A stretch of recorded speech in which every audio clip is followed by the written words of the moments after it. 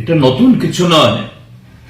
গত ৮ বছর ধরে বিজেপি নেতৃত্বে এই জোট সরকার ত্রিপুরাজ্যের যুবক যুবতীদের সাথে যে ছেলে খেলা করছে, এটা তারই আর একটা অঙ্গ।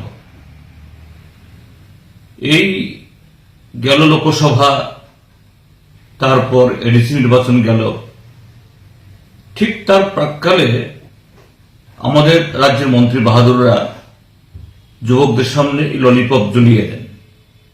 এত সব চাকরি নেব, এত হাজার নিয়োগ হবে, এই হবে সেই হবে, এই কদিনের মধ্যে এই ইন্টারভিউ বা চাকরির পরীক্ষার ফল বেরোচ্ছে।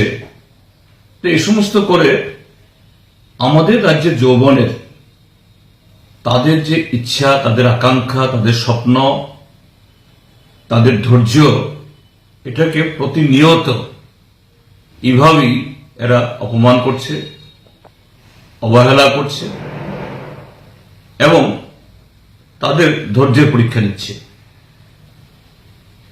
যে আবারও এই স্পেশাল এক্সিকিউটিভের এই দরখাস্ত তারা চাইছে, তাহলে আগে যারা এরকম ভাবে তারা করলেন, তারা যে ফি জমা দিলেন, গত কয়েক বছর ধরে তারা বহু ঘন্টা, মিনিট, সেকেন্ড খরচ করে, সবাই পাবে না ঠিক আছে, তাদের যে এই সময়, শক্তি, ধৈর্য, এটাকে ব্যয় করলেন, এর ক্ষতিপূরণ কে দেবে? এখন নতুন করে আবার তারা এটা চাইছে, এটা যে নিয়োগ হবে তার গ্যারান্টিটা কি? তো এইভাবেই আসলে বিজেপি নেতৃত্বে এখনকার যে আমাদের কেন্দ্রের সরকার, মোদী সরকার, তার নীতিটা কি? এই নীতিতে পার্মানেন্ট জব তারা তুলে দেবে।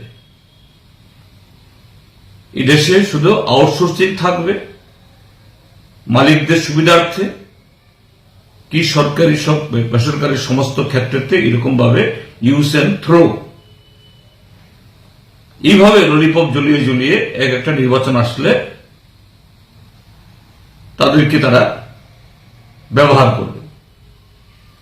আমি রাজ্য সরকারের এই ঘটনার বা এই যে সিদ্ধান্তের আমি নিন্দা জানাচ্ছি। এটা মোটেই ঠিক নয় এবং আমি এখনো অনুরোধ করব আমার, যে হাজার হাজার ছেলে মেয়েরা পরীক্ষা দিয়েছে, এগুলো তাদের একটা প্রসেসের মধ্যে আছে, তার মেরিট লিস্ট বের করুক। শুধু এটা কেন, এর সাথে জেআরবিটি, তারপরে ট্যাট, রেগার জন্য ইন্টারভিউ নিয়েছিল, আরো নানা পদের জন্য, সবগুলো ক্ষেত্রেতে, এমনকি টিপিএসসি এর মাধ্যমেও যে সমস্ত ইন্টারভিউ নেওয়া হয়েছে, এগুলোকেও তারা ঝুলিয়ে রাখছে, কদিন বাদে বাতিল করে দিচ্ছে। কাজেই টিপিএসসি হোক বা এই জেআরবিটি, ট্যাট বা আরো নানা ধরনের যে সমস্ত এই চাকরি নিয়োগের সংস্থা তারা বানিয়েছে, সবগুলোকে এরকম বাতিল না করে আমাদের রাজ্যের বেকার যুবকদের সাথে এরকম নির্মম, অমানবিক, নিষ্ঠুর আচরণ করা রাজ্য সরকার বন্ধ করুক। পরিষ্কারভাবে বলো, তারা কত লোক নেবেন, ঠিক ততজনের জন্য ইন্টারভিউ দিন। এইভাবে ইন্টারভিউ দিয়ে যুবকদেরকে হয়রান করা, এটা এক ধরনের কি বলা হয়, অমানবিক, মানুষের সাথে চূড়ান্ত প্রতারণা। এগুলো থেকে রাজ্য সরকার বিরত হোক। এবং এডিসিও দেখছি আমরা, দেখেছি আমরা কদিন আগে, এডিসিতে হাজার হাজার চাকরি হবে, এদেরকে নাচালো, নানাভাবে করলো। ঠিক আছে, জিতেছে তারা, ভালো, তারা খুব জলদি নতুন এক্সিকিউটিভ গঠন করুন। কিন্তু কেন এই নির্বাচন চলাকালীন সময়েতেই 120টা, এখন শুনছি 120টা 200, এটাও বাতিল করা হোক। এডিসির ক্ষেত্রটিও এরকম স্বচ্ছতা বজায় রেখে চাকরি প্রদানের এই পদ্ধতি চালু করা হোক। এটাই হলো এ সম্পর্কে আমার বক্তব্য। দেখুন, একদম গোড়া থেকে আমরা বলছি যে বর্তমান বিজেপি সরকার এরা বেকার বিরোধী, রাজ্যের যারা শিক্ষিত বেকার তাদেরকে নিয়ে ছিনিমিনি খেলা হচ্ছে। ইন্টারভিউ নাটক এই রাজ্যে বারংবার সংগঠিত হচ্ছে। এর আগেও আমরা দেখেছি বিভিন্ন দপ্তরে বিভিন্ন পদে তারা আবেদন জমা দেওয়ার জন্য ঘোষণা দিয়েছেন, ঘোষণা মোতাবেক আবেদন জমা পড়েছে। একটা দীর্ঘ সময় প্রলম্বিত করার পর দেখা যাচ্ছে সেগুলি বাতিল হচ্ছে। কখনো ইন্টারভিউ গ্রহণ করে সেগুলিকে বাতিল করা হচ্ছে, কখনো ইন্টারভিউ দিয়ে যখন তাদের নিয়োগের প্রশ্নটা যখন আসছে তখন দেখা যাচ্ছে যে দীর্ঘসূত্রিতার ফলে সেগুলি পড়েছিল এবং তা বাতিল করে দেওয়া হয়েছে। এই স্পেশাল এক্সিকিউটিভ নিয়েও একই ধরনের নাটক মঞ্চস্থ হচ্ছে। আমরা জানতে চাই যে আগে যে আবেদনগুলি জমা পড়েছে এই আবেদনগুলি কেন তারা এটাকে বাস্তবায়ন করেনি, কেন এই আবেদনের ভিত্তিতে নিয়োগ করা হয়নি।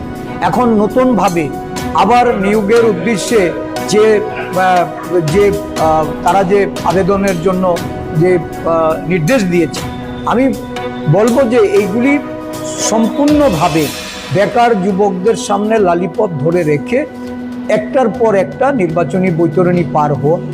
কারণ এই সরকার বিশ্বাস করে যে কর্মী স্বল্পতার মধ্য দিয়ে রাজ্যের সরকারি কর্মচারীর সংখ্যা কমিয়ে এনে কেন্দ্রীয় সরকারের কাছ থেকে পুরস্কার গ্রহণ করে। কেন্দ্রীয় সরকারের যে এই যে কর্মচারী সংখ্যার সংকুচনের নীতি, এই নীতিতেই তো রাজ্য সরকার চলছে। 2017 সালে যেখানে কর্মচারীর সংখ্যা 151, কেন বর্তমানে 1 লাখেরও নিচে এই কর্মচারীর সংখ্যাকে কমিয়ে নিয়ে আসা হয়েছে, যার জন্য তাদেরকে পুরস্কৃত করা হচ্ছে কেন্দ্রীয় সরকারের তরফ থেকে। এটা সম্পূর্ণ আমাদের রাজ্যের বেকার বিরোধী, বেকার যুবক যুবতীদের তাদের যে ভবিষ্যৎ, এই ভবিষ্যৎকে অন্ধকারের দিকে ঠেলে দেওয়ার জন্য এই রাজ্য সরকারের এই ধরনের পদক্ষেপ। আমরা বলবো যে অবিলম্বে কেন এটা পূর্বেকার যে আবেদনগুলি সেইগুলি কেন কনসিডারেশন হলো না, এটা সরকারকে ভেবে দেখতে হবে। এবং সেই ক্ষেত্রে যদি কোনো গাফিলতি থাকে, কাদের জন্য গাফিলতি, এটার তদন্ত করে তাদের বিরুদ্ধে ব্যবস্থা গ্রহণ করা।